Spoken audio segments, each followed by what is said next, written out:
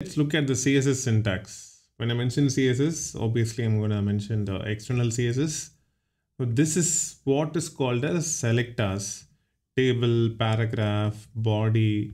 So this is one type of selector. Now we will see other type of selectors in the upcoming videos.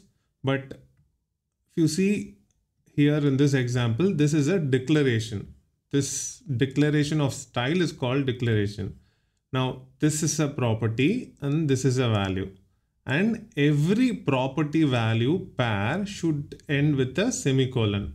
So next we can have another property value and then semicolon. It should be separated by semicolon. Now we already saw the shorthand syntax. This is the shorthand syntax.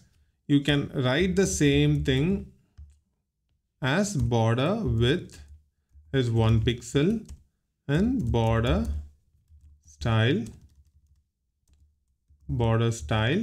as solid and border color as black. These three statements is basically combined as a single statement here as a shorthand. Now you could either use this or this. So I'm going to remove this. So it'll have the same effect. So this is a selector. We have multiple different types of selectors. There's selectors that is basically the HTML element itself. There are selectors where you could give your user defined name, and there are ID selectors and much more.